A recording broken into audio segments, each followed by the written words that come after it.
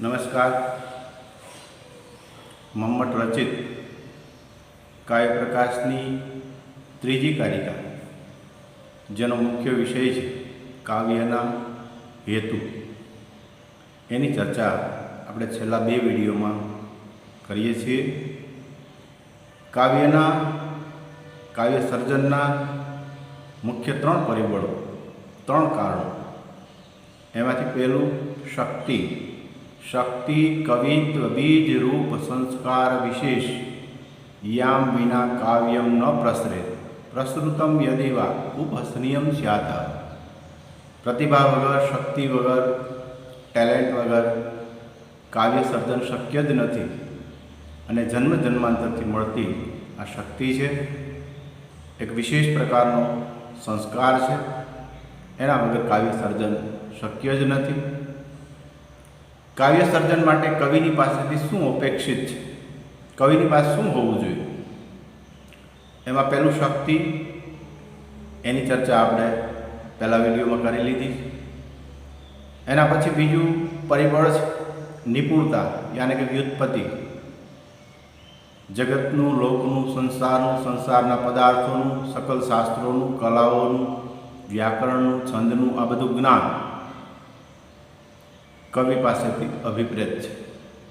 એની ચર્ચા પણ છેલ્લા વિડીયોની અંદર આપણે કરી લીધી છે. આજે ત્રીજી વાત, કાવ્ય સર્જનનું ત્રીજું કારણ, ત્રીજું પરિબળ, યાની કે અભ્યાસ. કવિની પાસે પ્રતિભા હોય, નિપુણતા પણ હોય, પણ જો અભ્યાસ ન હોય તો કાવ્ય રચના શક્ય નથી. સતતમ અભ્યાસ વસાત સુકવેહે વાક્યમ પાકમ આયતિ. આમ રાજશેખર કહે છે. સતત અભ્યાસને કારણે, પ્રેક્ટિસને કારણે અભિવ્યક્તિની અંદર એક ચોક્કસ પ્રકારની સાહજિકતા આવે, સરળતા આવે. પ્રતિભા હોય, પણ એ પ્રતિભાની સાથે જો નિપુણતા હોય તો કવિનું કાવ્ય શોભી ઉઠે, નો ડાઉટ. પણ જો અભ્યાસ ન હોય, પ્રેક્ટિસ ન હોય તો એના સર્જનમાં એની જે અભિવ્યક્તિ છે એની સાહજિકતા સ્વાભાવિક ન લાગે આપણે. આ દુનિયામાં કોઈ પણ કામ કરવું હોય, કોઈ પણ કાર્ય કરવું હોય તો અભ્યાસ તો અત્યંત જરૂરી છે. કોઈ સારો કલાકાર હોય, સારો નૃત્યકાર હોય, સારો સંગીતકાર હોય, એ જો પોતાની કલાનો રિયાઝ નહીં કરે, એની પ્રેક્ટિસ નહીં કરે તો કદાચ એની અભિવ્યક્તિ એટલી બધી શ્રેષ્ઠ નહીં બની શકે. એટલે કાવ્ય સર્જનમાં અભ્યાસ અત્યંત જરૂરી છે.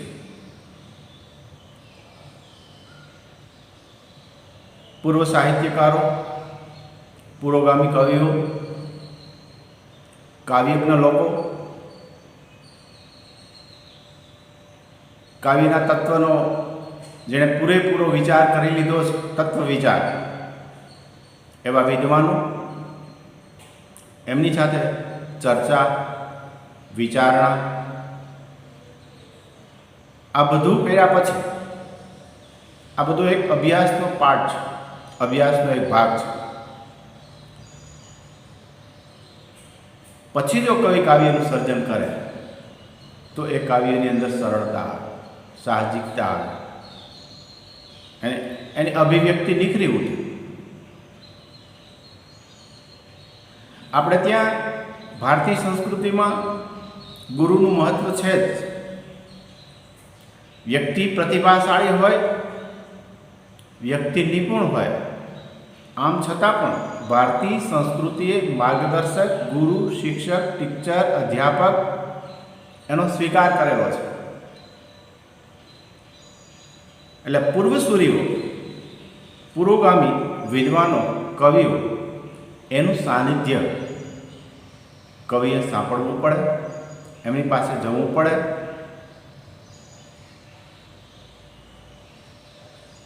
પ્રતિભા હશે, વ્યુત્પત્તિ પણ હશે, પણ આ પ્રકારનો અભ્યાસ નહીં હોય તો એનું સાહિત્ય સર્વાંગ સંપૂર્ણ નહીં બની શકે, કદાચ રુચિકર પણ નહીં બની શકે.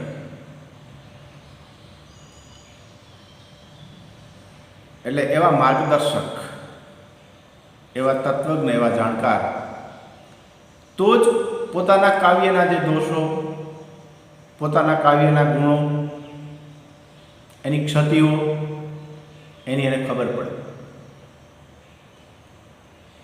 આપણે ત્યાં અંગ્રેજીમાં એક કહેવત છે, man make practice perfect. Practice હોય માણસની પાસે તો એના કાર્યની અંદર, એના કામમાં ચોક્કસ પ્રકારનું પરફેક્શન આવે, એક ચોક્કસતા નિર્માણ થાય. આપણે એક સામાન્ય લેટર લખવો હોય, આપણે હોસ્ટેલની અંદર રહેતા હોય, આજે તો જો કે ફોનની સુવિધા થઈ ગઈ છે, આપણે લેટર લખવાના થતા નથી, પણ કદાચ લેટર લખવાનું થાય ને આપણે લખવાની શરૂઆત કરીએ કે સવિનય જણાવવાનું કે જય ભારત સાથ જણાવવાનું કે અથવા તો જૂની પદ્ધતિ મુજબ સ્વસ્થા નામ ને તેમ બધું લખીએ, 3 વાક્ય લખ્યા પછી આપણને વિચાર આવે હવે કયા શબ્દો વાપરું, શું લખવું, કેમ લખવું. આપણે તરત જ માથામાં હાથ ખંજવાળવાનો, આપણી પાસે શબ્દો જ ના આવે. એનું કારણ શું? આપણને એક સામાન્ય કાગળ કે ટપાલ લખવાની પણ પ્રેક્ટિસ નથી. આપણને ખબર છે આપણે શું કહેવાનું છે, શું એમાં વ્યક્ત કરવાનું છે,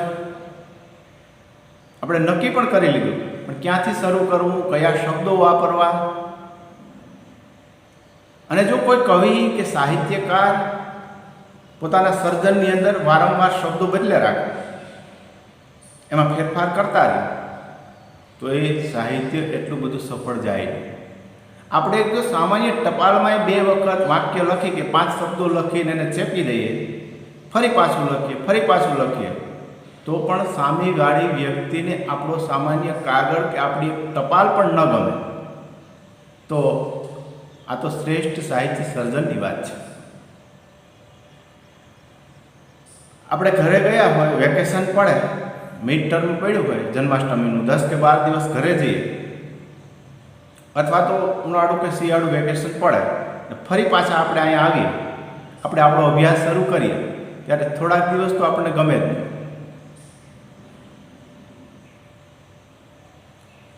રાજશેખરે કાવ્યની અષ્ટમાતૃકા આપી છે. આ અષ્ટમાતૃકામાં એ અનિર્વેદ એવો એક શબ્દ વાપરે છે. અનિર્વેદ, કંટાળવું નહીં. એટલે શ્રેષ્ઠ કવિ એ છે, શ્રેષ્ઠ સાહિત્યકાર એ છે કે એકનું એક કાવ્ય કદાચ એને 5 વખત લખવું પડે, 5 વખત વિચારવું પડે, એનો એને સતત અભ્યાસ કરવો પડે, તો પણ એની પાસે અનિર્વેદ, કંટાળો ન આવે, એ થાકે નહીં. એટલે કાવ્ય સર્જનમાં જે પ્રયત્નશીલતા છે, સતતમ અભ્યાસ વસાત સુકવે વાક્યમ પાક, એક ચોક્કસ પ્રકારનો પરિપાક આવે કાવ્યની અંદર. આજની પરિભાષામાં કેવું હોય તો કાવ્યની અંદર એક ચોક્કસ પ્રકારની મેચ્યોરિટી આવે.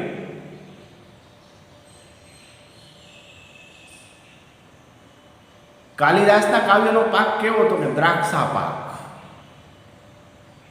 દ્રાક્ષને તમે મોઢામાં, મુખની અંદર મૂકો, 2 દાંતની વચ્ચે એને પીસો અને એમાંથી રસ ફૂટે, મીઠો જ રસ ફૂટે.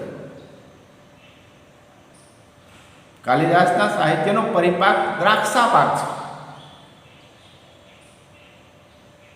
એ જ વસ્તુ તમે ભારવી પાસે જાઓ તો એની વાણી કેવી છે? નારી કે સંમત, નાળિયેરના જેવી. એના શબ્દોને તમારે ફોડવા પડે,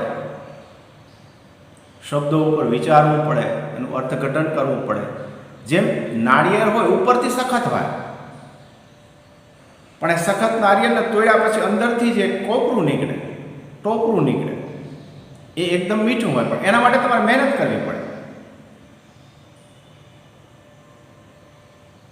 તો ભારવીનો જે કાવ્યનો પાક છે એ નાળિયેર જેવો છે.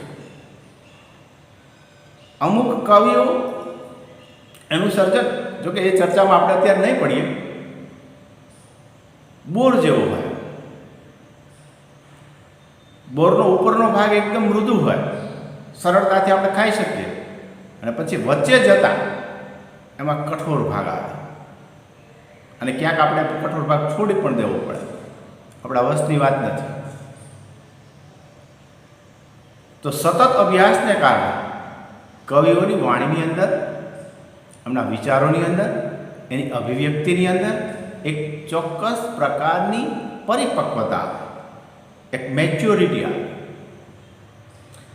આપણે હોસ્ટેલની અંદર રહેતા હોય,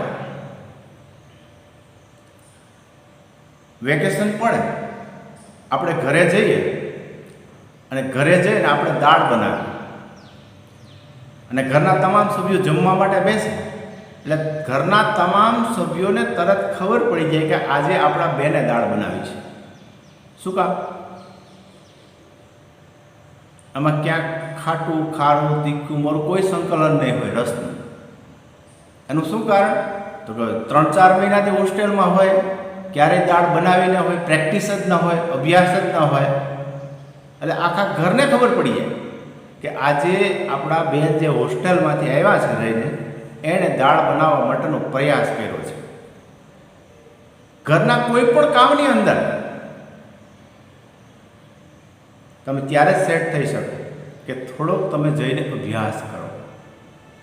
એવું અમારા અધ્યાપકોનું પણ છે, શિક્ષકોનું પણ છે. વેકેશનમાંથી આવે એટલે એને પણ થોડોક સમય અનિર્વિત, એને પણ કંટાળો આવે,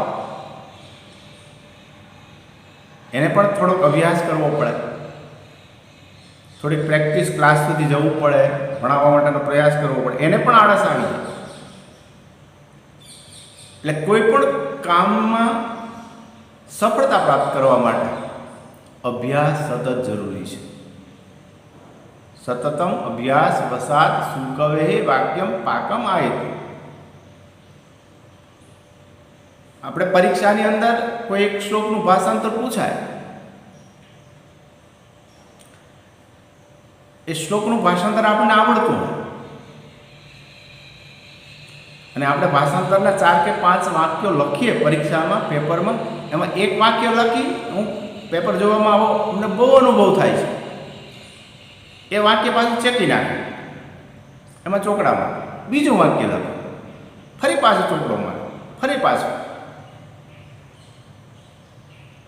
એટલે 4 પંક્તિ લખવાની હોય ટ્રાન્સલેશનની, એમાં 15 પંક્તિ થાય. તો આપણે કોઈ ચોક્કસ નિશ્ચય ઉપર કેમ નથી આવી શકતા કે અહીંયા આ જ શબ્દ વાપરવાનો છે, આ શબ્દોનું અર્થઘટન અહીં આમ જ થાય છે? એનું મોટામાં મોટું જો કોઈ કારણ હોય તો આપણી પાસે અભ્યાસ નથી. કવિ હોય, લેખક હોય, સાહિત્યકાર હોય, કે વિદ્યાર્થી હોય કે અધ્યાપક હોય, એણે જો પોતાના કાર્યની અંદર આત્મવિશ્વાસ ઊભો કરવો હોય, સેલ્ફ કોન્ફિડન્સ, વિલ પાવર, તો એના માટે અભ્યાસ સતત જરૂરી છે, જરૂરી છે અને જરૂરી છે.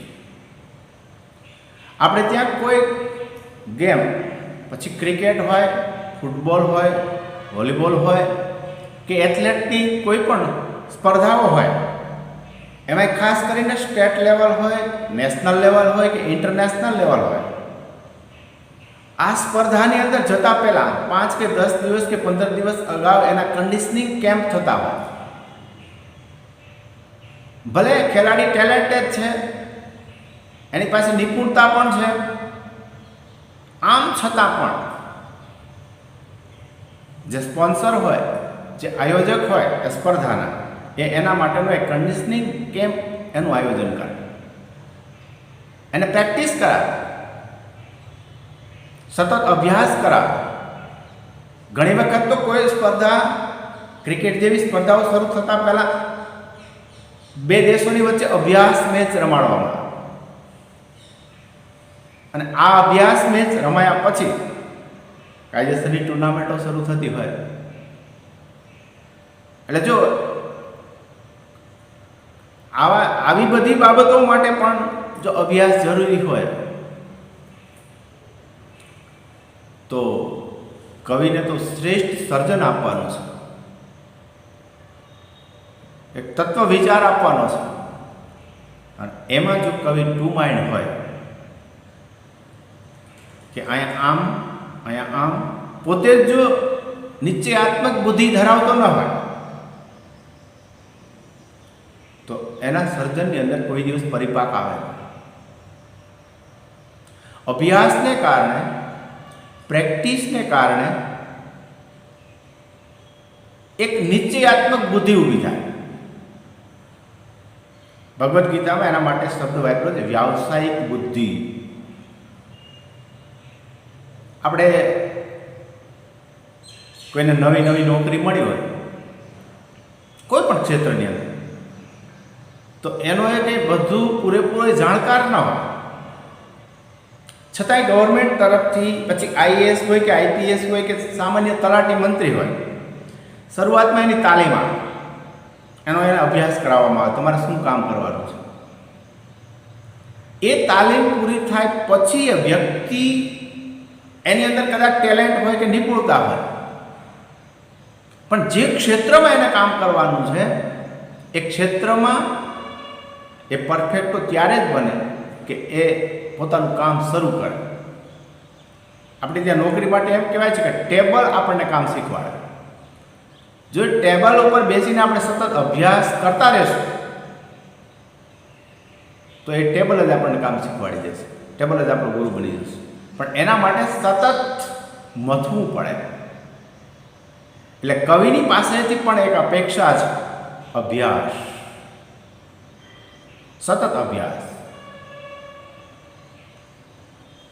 જોકે રાજશેખરે આખું કવિઓની દિનચર્યા આપી છે. કવિ ક્યારે ઉઠવું, ક્યારે અભ્યાસ કરવો, ક્યારે કયા પ્રકારનું શું કામ સર્જન માટેનું કરવું, એના માટેનું આખું એક શેડ્યુલ રાજશેખરે કાવ્ય મીમાંસાની અંદર આપેલું છે. પ્રાતઃ 4 વાગે કે 5 વાગે ઉઠી જવાનું હોય,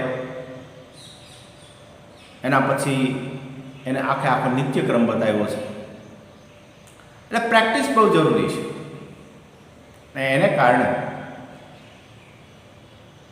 મનોવિજ્ઞાનનો સિદ્ધાંત છે કામમાં ભૂલની સંખ્યા ઘટશે, ભૂલો ઓછી થાય. એટલે કવિની પાસે શક્તિ છે, નિપુણતા છે, પણ જો અભ્યાસ નહીં હોય તો એને આ સર્જનની અંદર મેચ્યોરિટી નહીં આવે, પરિપક્વતા નહીં આવે.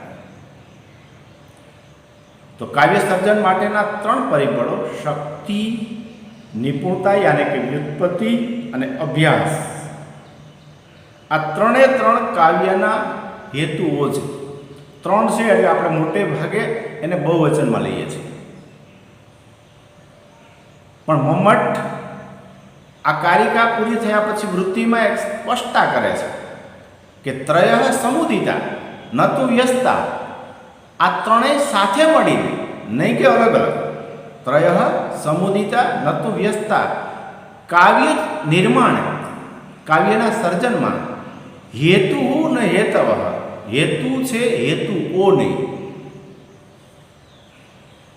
ત્રયઃ સમુદિતા ન તુ વ્યસ્તા, 3 સાથે મળીને શક્તિ, નિપુણતા અને અભ્યાસ 3 સાથે મળીને હેતુ, એક વચનમાં શબ્દ વાપરે છે, હેતુઓ નથી. એટલે 3ને અલગ ગણવાના જ નથી. હેતુ ન હેતવ એક વચનમાં લેવાનું છે. પરીક્ષાની અંદર કે ક્યાંય આપણે મોટે ભાગે એમ જ બોલવાનું છે કાવ્યના હેતુઓ નહીં. ભલે 3ની ચર્ચા કરીએ ત્યાં સુધી આપણે હેતુઓ અલગ અલગ 3ને રાખીએ, પણ ચર્ચા પૂરી થયા પછી એક નિષ્કર્ષ ઉપર આપણે આવવું પડે કે 3 અલગ છે જ નહીં. 3 સાથે મળીને એકરૂપ બનીને કવિ જીવનમાં, કવિ વ્યક્તિ જીવનમાં એ હોય તો એને હેતુ કહેવાય, હેતુ ઓ નહીં. કવિની પાસે પ્રતિભા હોય પણ એની પાસે જો નિપુણતા અને અભ્યાસ નહીં હોય તો એ શ્રેષ્ઠ સર્જન નહીં આપી શકે. માત્ર પ્રતિભાથી કંઈ નહીં થાય.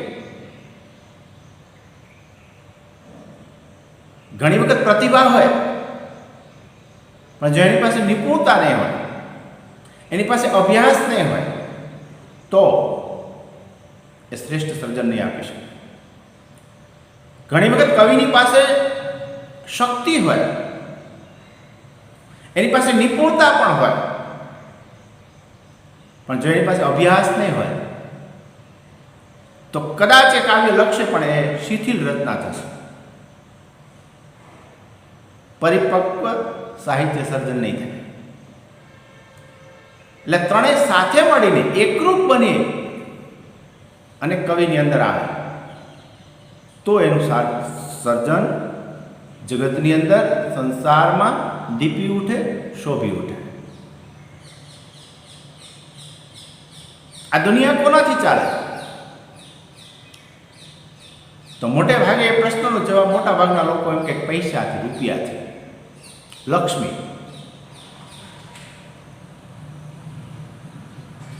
પછી તો કે બુદ્ધિથી, પછી તો કે શક્તિથી. હવે માણસની પાસે પૈસો હોય, લક્ષ્મી હોય, પણ એની પાસે બુદ્ધિ નહીં હોય, એની પાસે શક્તિ નહીં હોય તો આ જગતમાં કાંઈ કરી શકવાનું નથી.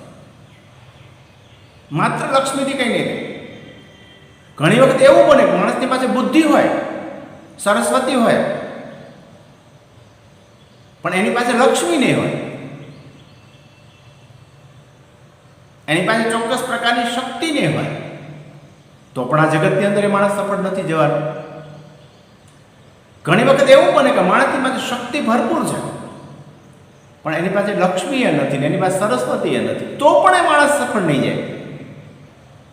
વ્યક્તિ જીવનમાં, આ જગતના સંચાલનમાં, આ જગતના સંચાલનની સફળતામાં આ ત્રણેય તત્વો લક્ષ્મી, સરસ્વતી અને દુર્ગા આદિ શક્તિ ત્રણેય જો સમ બનીને વ્યક્તિ જીવનની અંદર આવે તો જ આ જગતની અંદર વ્યક્તિ જે તે ક્ષેત્રમાં એ સફળ થતી હોય છે. એમાંથી એકાદ કમી હોય તો એ કમી એને જિંદગી આખી નડે. એમ કવિની પાસે પ્રતિભાએ હોય, નિપુણતાએ હોય, અભ્યાસ હોય, ત્રણેય જો એકબીજાના પૂરક બનીને આવશે તો જ એનું સાહિત્ય દિગંત કીર્તિ પ્રાપ્ત કરશે, એને યશ મળશે. વેદનો ઋષિ કેટલો ઉદાર છે. આપણે લક્ષ્મીની, પૈસાની, વિદ્યાની, સરસ્વતીની અને શક્તિ એટલે દુર્ગા આદિ જે શક્તિઓ આપણે ત્યાં, એ ત્રણેયનું સ્થાન સ્ત્રીઓ શોભાવી રહી છે. સ્ત્રીઓ એ પછી લક્ષ્મી હોય, સરસ્વતી હોય કે દુર્ગા હોય. જોકે એ ચર્ચા અત્યારે અસ્થાને છે, બહુ મોટી ચર્ચા છે, પણ આ ત્રણેય વસ્તુ એકરૂપ થાય તો વ્યક્તિ જીવન સફળ બનતું હોય, આ લોકનો ફેરો સફળ થતો હોય તો સાહિત્યકારનો, કાવ્ય રચનાનો સફળ પ્રયાસ આ ત્રણ પરિબળો હશે, ત્રણ કારણો હશે એના જીવનની અંદર તો જ થશે. એટલે કાવ્ય સર્જનમાં પ્રતિભાનું પણ એટલું જ મહત્વ છે, નિપુણતાનું પણ એટલું જ મહત્વ છે અને અભ્યાસનું પણ એટલું. ત્રણેયના ભાગે 33% આવે છે. એમાંથી 33% તમે બાદ કરો, 66%થી કાવ્ય સર્જન નહીં થઈ શકે. ઘણી વખત પરીક્ષામાં કાવ્યના હેતુઓ તો પૂછાય પણ આ વાક્ય પૂછે છે ત્રયઃ સમુદિતા ન તુ વ્યસ્તા, અથવા તો ખાલી એટલું જ લખી નાખે કે સમજાવો. શું સમજાવો? તો કે હેતુ ન હેતવ. આ હેતુ ઓ નથી પણ ખાલી હેતુ છે. એકવચનમાં લેવાનું છે. શું કામ એકવચનમાં લેવાનું છે? તો એમાં આપણે શક્તિની પણ ચર્ચા કરવી પડે, એમાં આપણે નિપુણતાની પણ ચર્ચા કરવી પડે અને એમાં અભ્યાસની પણ ચર્ચા કરવી પડે. આ ત્રણેયની એકબીજાની પૂરકતા કેવી છે એની પણ ચર્ચા કરવી પડે. એટલે મમ્મટની દ્રષ્ટિએ કાવ્યના હેતુ દર્શાવો આ પ્રશ્ન પૂછાય કે ન હેતુ હેતવ એક સામાન્ય વાક્ય પૂછાય તો પણ આપણો પ્રશ્ન તો આ 14 માર્કનો મોટો જ થવાનો છે. એટલે ઘણી વખત પરીક્ષકો ફેરવીને પૂછે અથવા તો વાક્યના રૂપમાં 5 કે 10 માર્કમાં ક્યાંક પૂછી લે તો ત્રણેયની એકરૂપતા કવિ જીવનની અંદર કેવી હોય એ આપણે લોજિકલી સમજાવવું પડે. આપણને શક્તિની પણ ખબર હોવી જોઈએ, નિપુણતાની પણ ખબર હોવી જોઈએ અને અભ્યાસ એ ત્રણેયની સમરૂપતાને કારણે એક સમૃદ્ધ કાવ્યનું સર્જન થાય એ આપણે સાબિત કરી દેવું પડે. એટલે પરીક્ષાની અંદર ઘણી વખત કોઈ પરીક્ષકો આવી રીતના પણ પૂછી લે અથવા તો ઘણી વખત તમને એટલો જબરજસ્ત ફાયદો થઈ જાય કે મોટો પ્રશ્ન 14 માર્કનો પૂછે કે મમ્મટની દ્રષ્ટિએ કાવ્યના હેતુ અને પાછું ક્યાંક 5 કે 7 માર્કમાં વાક્ય પૂછે હેતુ ન હેતવ, તો આ જ પ્રશ્ન આપણને 21 માર્ક આપી જાય. એટલે પરીક્ષાની અંદર મંગલકારિકા, પરીક્ષાની અંદર કાવ્યના પ્રયોજનો, પરીક્ષાની અંદર કાવ્યના હેતુ, અત્યારથી તમે ત્રણેયના 14 માર્ક તો ગણી લો. એટલે 42 માર્કનો આપણો સિલેબસ પૂરો થઈ ગયો. પેપર ગમે ત્યાંથી કાઢે, આડા આવડું ગમે તેમ કાઢે, પણ આ 42 માર્ક તમારી પરીક્ષાની અંદર હોય અને હોય છે. હવે જે ચર્ચા કરવાની છે આપણે એક કાવ્યની વ્યાખ્યા, કાવ્યની વિભાવના, પરિભાષા. કાવ્યની અસંખ્ય વ્યાખ્યાઓ છે, મત્તીર મતે તુંડીર ભેદ, લોકો પોતપોતાની રીતે કાવ્યની વ્યાખ્યા કરી શકે, નો ડાઉટ. પણ મમ્મટ કાવ્ય માટે શું કહે છે, મમ્મટની દ્રષ્ટિએ કાવ્ય કેવું હોય એના માટેનો પણ એક 14 માર્કનો પ્રશ્ન. એટલે 56 માર્ક આપણા કાવ્યની વ્યાખ્યા પૂરી કરેલા થઈ જાય અને પાછા 4, 5 કે 6 અલંકારો ભણી લઈએ એટલે આપણું 70 માર્કના પેપરનું કામ પૂરું થઈ જાય. એટલે મારી દ્રષ્ટિએ 65% આપણો સિલેબસ પૂરો થઈ ગયો છે. હવે માત્ર 35% આપણો સિલેબસ બાકી છે. મંગળવારથી કોલેજની ફાઇનલ યરની પરીક્ષાઓ શરૂ થાય છે. એટલે સતત 15 દિવસ હું અને આપણો આખો સ્ટાફ પરીક્ષાની અંદર જ વ્યસ્ત હશે. એટલે કદાચ હવે કાવ્ય પ્રકાશના વિડીયો આ સોમવારે તો તમને મળી જ જશે, શક્ય હશે તો મંગળવારે પણ મળી જશે, પણ એના પછીના વીકમાં પોસિબલ બનશે, શક્ય હશે તો મૂકી દઈશ. અને આમે તમે કદાચ 15મી સપ્ટેમ્બરે કોલેજ ખુલે તો અહીંયા ભણાવવા માટે પણ થોડુંક બાકી તો રાખવું જ પડે આપણે. નહીંતર તો તમે લોકો આવશો કોલેજમાં અને ક્લાસમાં આવશો એટલે હું કહી દઈશ કે ભાઈ બધા વિડીયો અમે મૂકી દીધા છે, આપણો અભ્યાસક્રમ પૂરો થઈ ગયો છે. પણ એવું નથી, તમે આવશો એટલે આ અભ્યાસક્રમ ફરી પાછું શરૂ થશે. પહેલેથી આપણે ફરી પાછું સમજવાનો પ્રયત્ન કરશું. એટલે આ બધા જ વિડીયો એક 2 વખત સાંભળજો, શક્ય હોય તો 1-2 વખત લખજો અને ફરી પાછા આપણે કાવ્યની વ્યાખ્યા, કાવ્યની પરિભાષા, મમ્મટની દ્રષ્ટિએ કાવ્ય કોને કહેવાય એની ચર્ચા માટે આવતા વિડીયોની અંદર મળશું. ત્યાં સુધી રજા આપશો. તમારી આજુબાજુમાં કોઈ તમારી બહેનપણી ITYમાં ભણતી હોય, કોઈ સગાવાલામાંથી કોઈ ભણતું હોય તો એને ખાસ યાદ કરાવજો કે પહેલો તબક્કો 25 તારીખથી શરૂ થાય, બીજો તબક્કો 1 તારીખથી શરૂ થાય. આર્ટ્સ અને કોમર્સવાળા લોકોને 1 તારીખથી પરીક્ષા શરૂ થાય છે. સાયન્સવાળા અને BEdવાળા લોકો માટે પરીક્ષા 25 તારીખથી શરૂ થાય છે. જોકે બધાને ખબર જ હશે, છાપાઓ, મીડિયાઓ, માધ્યમ, ટીવી બધું જોતા હશે, છતાંય કોઈને હજી ખબર ન હોય તો સહેજ મેસેજ પાસ કરી દેજો કે તમારી લોકોની પરીક્ષા BEd અને BScની 25 તારીખથી છે, BA અને BComની 1 તારીખથી છે. 10 તારીખ સુધી પરીક્ષા ચાલવાની છે. 10 તારીખ પછી અનલોક 4 એની અંદર આપણું બધું ખુલવાનું છે, શક્યતા છે 15 તારીખની આજુબાજુ કોલેજો અને ધોરણ 10 અને 12ના વર્ગો ખોલવામાં આવે. તો વચ્ચે હજી આપણે 1, 2 કે 3 વિડીયાના માધ્યમથી મળશું, પછી મળશું એ રૂબરૂ મળશું. અસ્તુ, આવજો, ગુડ બાય.